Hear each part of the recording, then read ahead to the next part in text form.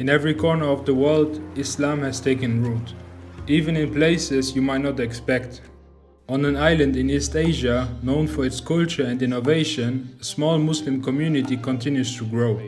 奉至仁至慈的安拉之名 Shaped by history, migration, and dawah, their presence often goes unnoticed. This is Taiwan.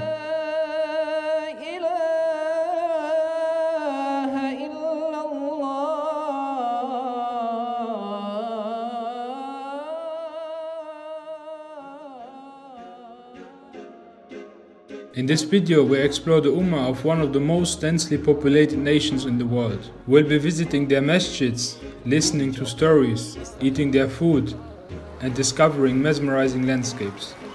Our journey begins in the capital city of Taipei. Assalamu alaikum wa rahmatullahi wa barakatuh from Taipei, the capital city of Taiwan. In this video, we'll go and discover the Ummah that lives in this area of the country here in Taiwan. Not a lot of people have heard of that. Like a lot of Muslims are living here. It is 7 a.m. You can see people over there. They're setting up their food stalls. And we're going to be heading out to an area which is renowned for halal breakfast.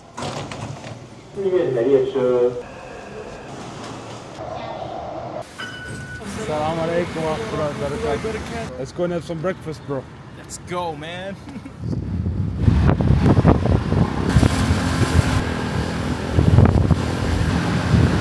Myanmarese language written on the sign.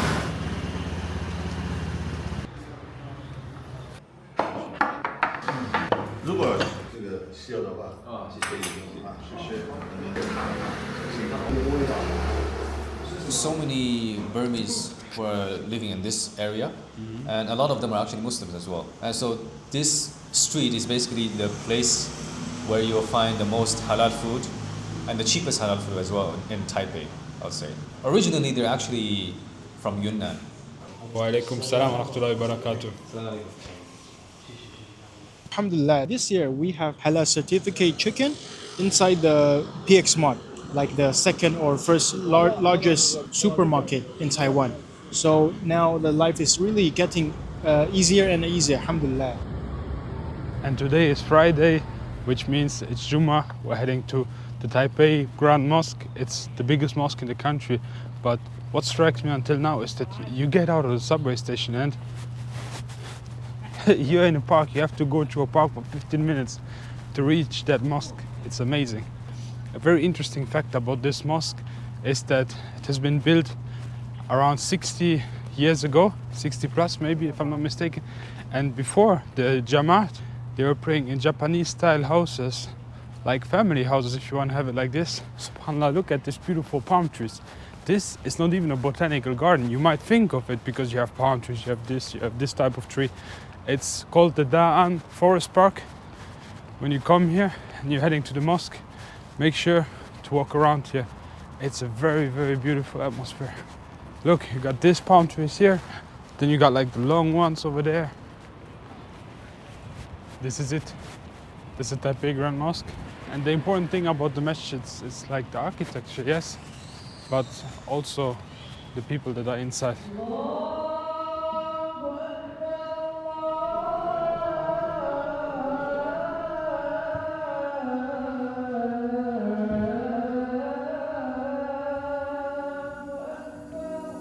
Among them is a brother whose journey is truly remarkable. Born to parents who embraced Islam, he has lived in different countries of the world, and today he is engaged in dawah, both online and in person. Alhamdulillah, I'm born in a Muslim family. My father, he is a convert. So by the time that I was born into the family, I was already immersed in this kind of Islamic education, Islamic environment. I was born in Saudi Arabia actually. I was there only for 2 years, so I don't actually have any memory of Saudi Arabia. And later we moved back to Taiwan. So I was 2 years old when we were back to Taiwan. Stayed there until I was 5. Then we moved to Belgium in Brussels, where I stayed there for about 5 years. And then when I was 10, we moved back from Brussels back to Taiwan again. And here we stayed for 4 years. So when I was 14, we moved again to Turkey, where we lived all together in Ankara, and I stayed there for about 7 years, where I studied high school and university. And my background is actually in software engineering. After I graduated, I came back to Taiwan, and since then I've been staying here. Donc tu parles français couramment. Oh, je parle français, oui. Et Türkçe biliyorsun. Je parle Türkçe de biliyorum. Mashallah, mashallah. So you speak some Mandarin, and then you say French, is that French, the second language? yes. English? Turkish, and some Arabic as well. Yeah, because you are leading the khutbah also. Allah Yeah. It's and today you're here as the Imam of the Grand Mosque in Taipei. Yeah. So I would usually do the khutbah here. Maybe once every 2 or 3 weeks, I will be leading. So we are 3 khatib, and we would take quotations. One of the first questions which comes to our mind is about the dawah in Taiwan. Alhamdulillah, we have been trying different ways to do da'wah. It's not just one single approach. So for example, in the masjid, there are many ways to do it. We have the mosque tours, we have a da'wah table outside. Actually, it's also part of the mosque tour as well. And at the same time, we constantly have a lot of people who come to the masjid on their own voluntarily.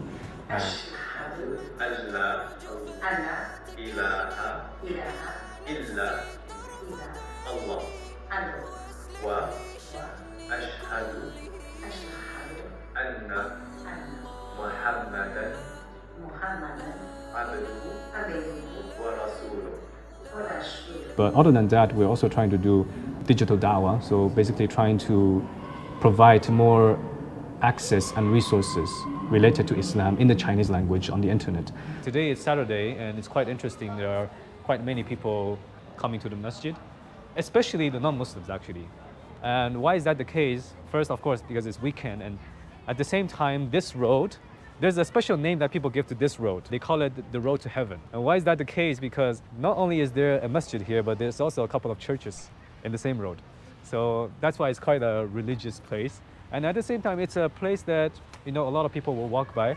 So when they pass by here, they would be quite interested what's going on here. So you can see we have many Indonesian Muslims in Taiwan. So some of them, they would be selling local Indonesian cuisine that they can buy from here. Yeah, for example, this one, the brother is from Bangladesh, and they're selling biryani here. Assalamualaikum. Normally, we open every Saturday from 10 to 5, just before Maghrib. Yeah, what we sell is all halal foods because we want to provide halal foods to everybody that are here, including Taiwanese people as well. As you can see, it's actually really, really important to have some halal food options here. Why? Because when you ask me where's the nearest halal stores here, any halal store, actually there's only one Indonesian restaurant over there called Royal, but that's pretty much like the only halal restaurant we have around here. Why? Because this area is quite expensive. I still remember when I was a kid, there used to be a couple of other restaurants nearby, but they all eventually had to shut down because it's not easy to manage. The high rate of the rent, I suppose. Exactly. So that's why if you want to find more halal food, maybe you need to get a little bit outside of Taipei City to New Taipei City. You'll be able to find a bit more. But still, generally the cuisine that you'll find in Taiwan, the halal cuisine, are still mostly foreign. They are not, you would say, not really local, you could say, like not Taiwanese or Chinese cuisine. It's mostly Indonesian, Indian, Pakistani, and so on. For the females, they can go upstairs from there. This is basically the main area that we would usually be moving around. There's also this big hall inside. I can take you in just to have a look. This is the Taipei Grand Mosque main office. If you have anything to do with the Taipei Grand Mosque, you can just come and ask from the people here. And here, this is the main hall. On Friday, on Jum'ah, this place will also be used for prayer as well, because obviously that one is not big enough to accommodate all the people here. So this place is multifunctional. We have classes for the children here. We just had a meeting here. There's a kitchen inside. If you want, I can also bring you there and check it out as well. You can see there's a huge fridge and freezer, the place where you cook the rice. And this is the stove. Obviously, it's going to be heavily used during Ramadan because we're going to have hundreds of people coming to break their fast here. So it's going to be very, very packed, this kitchen. Yeah, so this is the main prayer area for the brothers. And you could say we can maybe accommodate about 200 people here. We would have sometimes classes for the kids on every Sunday. So you can see there are still some course materials that they would use for teaching the children the afkar they do after each prayer. And even the structure here inside. So for example, when you look at the carpets here, it's all, flat from the beginning till the end. But I still remember when I was still a kid, the way that they put the carpet is the same as they do in China. So the carpets of the masajid in China, they're a little bit different. They would only put the carpets at the place where you would do the sajda, for your knees. But the place where you do the actual prostration for your head, that place is still the wooden part. Back in the days it was like this, but today it's completely changed. MashaAllah, the windows looks very beautiful. Yes, sometimes the lighting is also very comfortable for us to just fall asleep here. So sometimes people will be taking naps. I want to take a couple of your seconds to give a quick shout out to Simify. Mostly when we arrive to an airport or to a new country, we stress about getting a SIM card. These things take time, stress and moments. We don't have it. One of the easiest ways to stay connected when traveling abroad is by using an eSIM. It gives you mobile data directly on your phone without needing to swap out a physical SIM card. Apps like Simify make it really simple. You select your destination, choose a plan and complete a quick setup. Once you arrive to your destination, adjust your phone settings and you will be online within minutes, which makes a big difference when navigating a new place. Whether it's maps, transport, messaging or discovering new spots, having instant access to data makes everything smoother. It also helps you avoid expensive roaming fees from your usual provider. Simify covers more than 150 countries with plans starting under €1 a day. If you got a trip coming up, it is really easy to stay connected. And we got something for you. 15% discount, link is in the bio. Or use the code PN15. Today, a large part of the Muslim community in Taiwan consists of reverts and foreigners. Although this was not always the case. In the past, the community was largely shaped by Hui Muslims who came from mainland China, particularly after 1949 with the Kuomintang and laid foundation of the local Ummah. The Hui people are a Chinese Muslim group whose Islamic traditions go back centuries, shaped by contact with Persian and Arab traders along historic trade routes. Today we'll be interviewing one of the oldest members of the Muslim community in Taipei. I'm 63 years old. When I converted to Islam, I was 25 years old. MashaAllah, Allahumma barik. Could you walk us a little bit through your story of how you reverted to Islam already so long ago? Actually, my major in university was Arabic. But during those years, because my professor, our teacher, most of them are non-Muslim. They always give us some bad image of Islam. So when I graduated from university, I don't have any good impression about Islam. But I choose to go to Saudi Arabia to improve my Arabic. So when I went there in 1988, in the January, a group of us, Taiwanese students, we went together to Turkey by bus. On all the way, there's one Thailand Muslim with us. We spent so many days in the bus. So I asked him many questions about Islam. And I saw him, how he met with a Muslim along the way. And I see there's something different. Because when he tell other people that he's Muslim, then no matter Jordanian, Syrian, or Turkish, they welcome me so much. And I feel this is very strange. How come in Taiwan, we are Buddhist or whatever religion, when you tell somebody you belong to that religion, but you don't have that feeling. So this is the impression, first impression for me, that this religion is really different. So we visited many places in Istanbul. So probably in one of the masjid, either Sultan Ahmad or Suleimaniya. And my Thailand friend, he teach me how to pray. We raise our hand. This is very normal in Taiwan. When we go to any temple, we just raise our hand, we beg, ask anything from our God. But in that masjid, I ask Allah, I say, if you are really the God, please open my mind.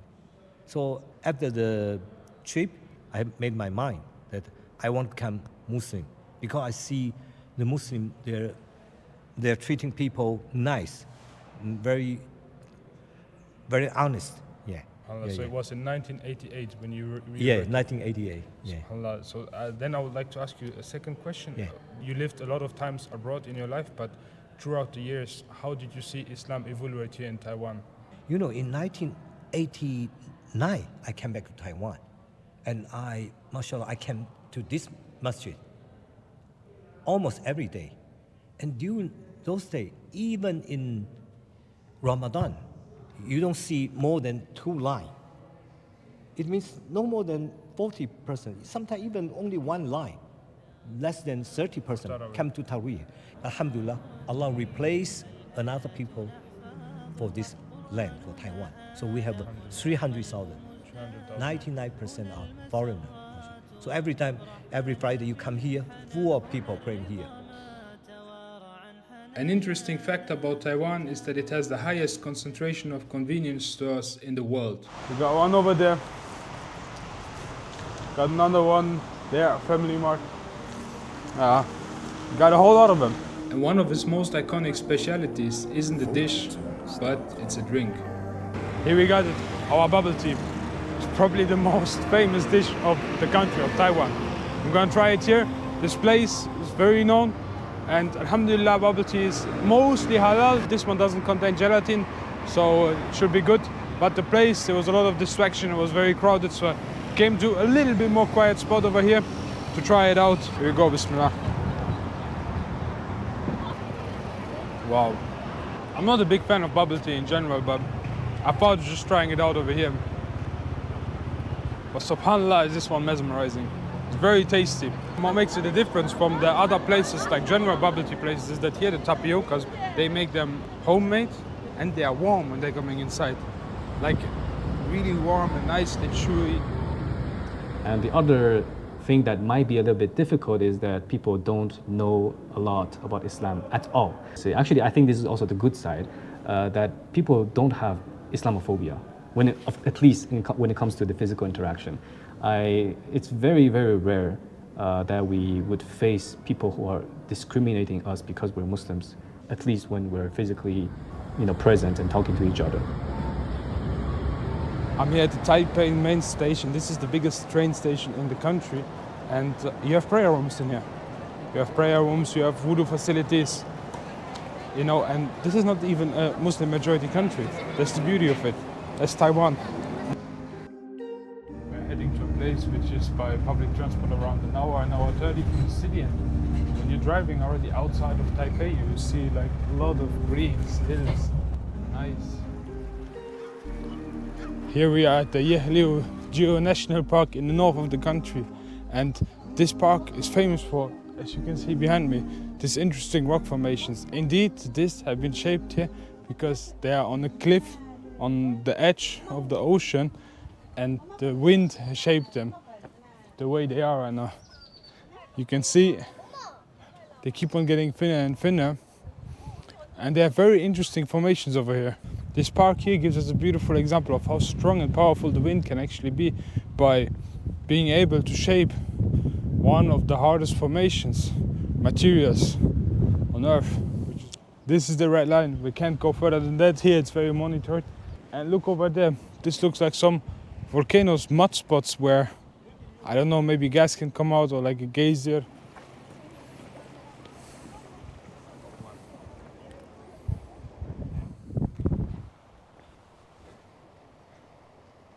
You hear this noise? It's the waves over there. Subhanallah. Wow. Okay guys, look. Guys, that's scary. Glory be to the Creator. Allahu Akbar.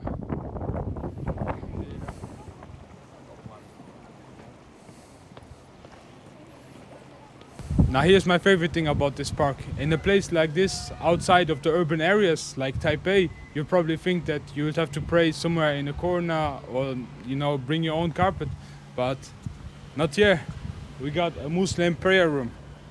And not only here, but around areas, national parks, you got places, Muslim-friendly places where you can pray. You can even have take your wudu over here.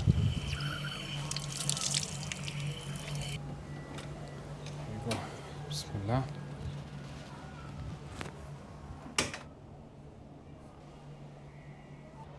One of the biggest share of Muslims in Taiwan are reverts. What is the story behind this? Alhamdulillah, this is something that I think we have never really witnessed this amount of people, but we have about one person taking Shahada almost every single week. That's like the average. We have at least one person in this masjid. I remember wisdom because first time I go to Singapore and work, and then I noticed there is some Muslim workers. First time I only know is there are workers, very kind, very friendly, and always help you. I say, oh, why? Why you help me? And I say, oh, because we are Muslim, that's why we should do. I say, oh, okay. Okay, I will collect your answers and then bring this question to other place to check whether it's correct. So I bring these questions to Taiwan, Taipei Grand Mosque. That time I met this Imam Abdullah, Taipei Grand Mosque Imam, and then he just replied the same answer. And then just same question to him, same answer to me. So I would say, okay, I confirm. It's worldwide, it's all the same. I feel like the best way to give dawah is basically the behavior. Yes. Because your story got a lot of dawah from the hospitality Yes, correct. of other Muslims. Oh. The good behavior, right? Yes, correct. It's always, you bring the good behavior, good practice, and then show them how Islam really are, and each original just like this. Most of the Muslims in Taiwan are from Indonesia, and most of them are females as well. Why? Because a lot of them, they're here as caregivers. They're taking care of the elders, they're taking care of the sick, and so on. So while they're here, maybe they would find maybe a Taiwanese guy and try to get married with them, but before they get married, they have to become Muslim first. So this is something that's very, very common, a Taiwanese guy marrying an Indonesian woman. So I would say maybe 60 or 70%, or maybe even more than that, among the reverts are basically coming from this demographic. And now to conclude the video, we're going to be heading on a hill to overlook the sunset, because Taipei city is full of mountains and hills surrounding the city. And this one up here is one of the most beautiful ones. They're calling it Elephant Hill. And just by the way, again, we're walking here to a park. Taipei is full of parks.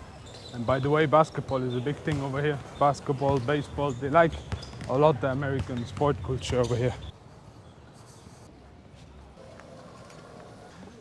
So I've been warned when I told people that I want to come and attend the sunset here, that they told me it's going to be very steep and to climb a lot. I'm very, very glad that I've been having some resident classes where I was able to improve my condition, because these mountains here,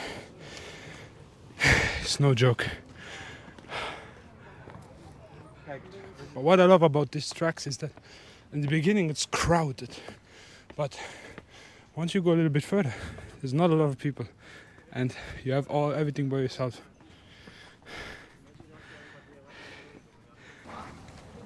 SubhanAllah.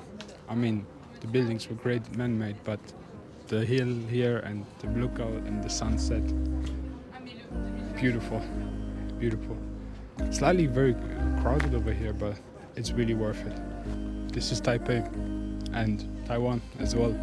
So this marks the end of the video, and I hope that this video left you a nice impression about the country. It's not really like known for tourism, at least within the Ummah, I suppose, and maybe you can be the next one to come and visit here. It's nice, you know. It has local halal food, tasty halal food.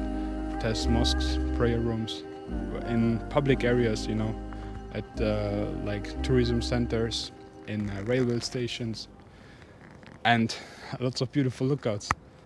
Yeah, maybe you'll be the next one to come here. Assalamu alaikum wa rahmatullahi wa barakatuh.